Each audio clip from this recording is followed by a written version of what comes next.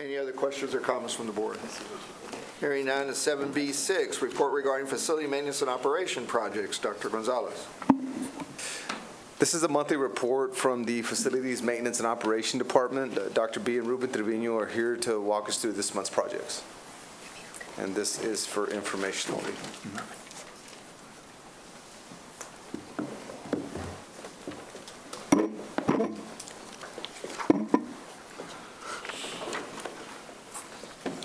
Evening, sir. Good evening. Almost good morning.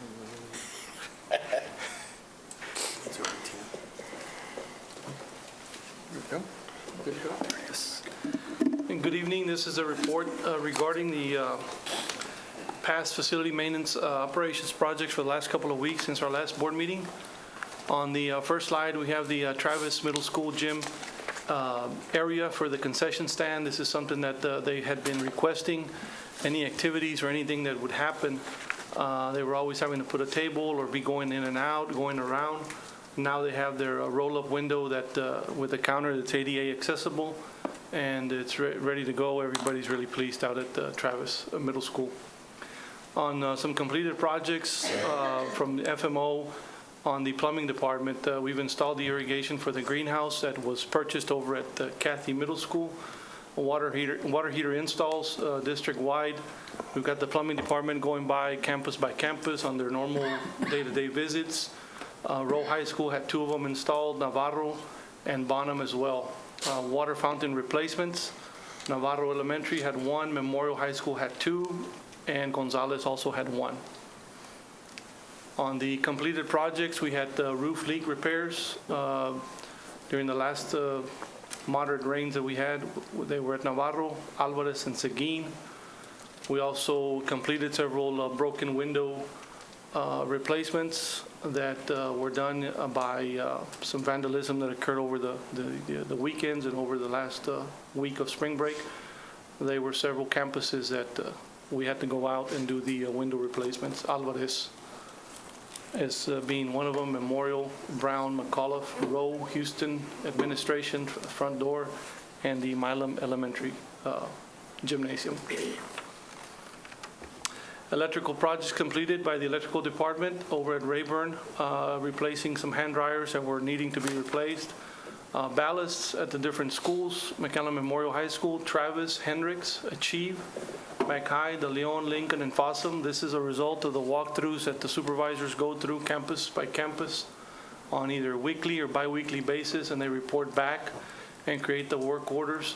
We've also replaced emergency exit signs at Achieve, McHigh, Houston, and Brown as well. And they will continue to go campus by campus so that everything is in place for this summer for the inspections by the fire marshal's office. Some painting projects from our painting crews. The Navarro Library has been redone completely on the inside. The McHigh Gym, boys and girls PE restroom areas, and also the McHigh portables. 2 of them are fully completed on the exterior. They're now working on the interior. Once those 2 are completed, they will be going to the one that was existing, which is a mariachi area that will be converted and redone.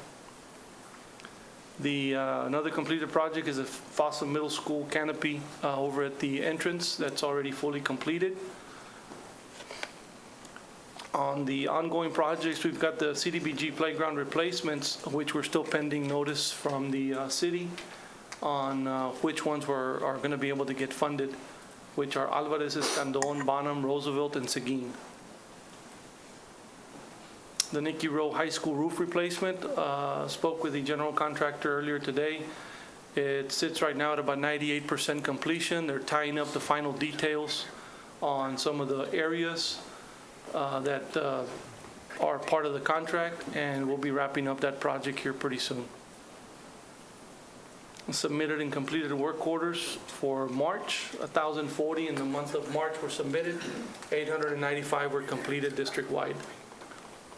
And that's all I have for tonight. Trustee Suarez. Promise to make you short. Too late. Yeah, I know. It is too late. Lost my question. Title. I got it. It has to do with the pavilion at Milam, and I know we had talked about this earlier. The lighting underneath has to do, I know the city's the one that actually puts the light for us. Some parents were concerned because they have some projects coming up. Do we know where the city is at this point, or can we push it forward, or? We contacted the city last week in reference to the lighting, and we're just waiting for them to give us when they want to go out there. We did make it known that we would be out there as well to assist if they needed any help. We have the stub out left from where they took them off from the old pavilion, and we'll do whatever it takes on our part to facilitate it and expedite it. Okay, I understand that, but do we wait for the city? Do we wait a year, 6 months, a month? Currently, in researching some of the MOUs that are in place with the city, for that particular campus, it's not considered a city school park. They went in there, I think, at one point and installed the lighting, but there's no memorandum of understanding in place, and that's something that we have to look at, so that it's either going to become a city school park and the city's going to be in charge of the maintenance for the lighting and for any of the areas out there, or we're going to install it and it's going to be just a school-owned area. The meter that's there now, it belongs to the city? It belongs to us. So then why would it be the city's responsibility to put the light? At one point, I don't know how long ago before my time, the city went out there and installed the lighting in the gym, along with several other pavilions district-wide, that there were some memorandum of understandings in place, but not for Milo. Okay, I'm going to ask you a loaded question.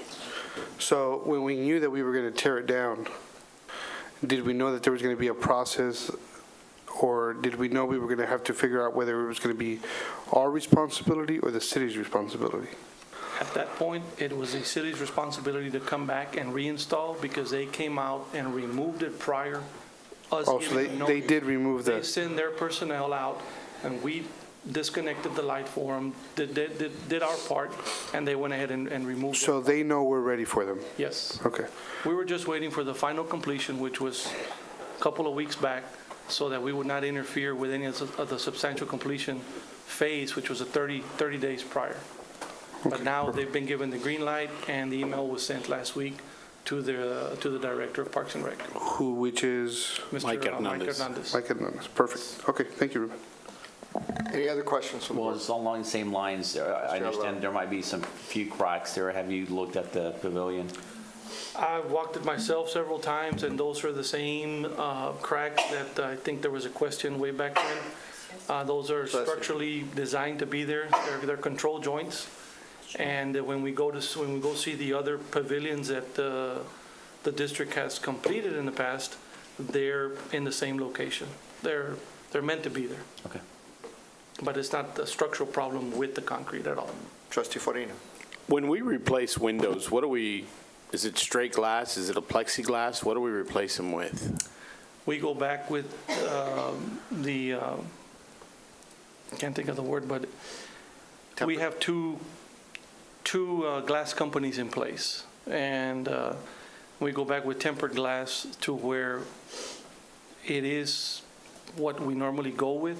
However, some of our older campuses have the glass that has the double layered with the wire in between, and we try and go back and match it with the same existing glass. But there's so many types out there and so many shades that sometimes the companies will go out and will have to pre-order the glass for us.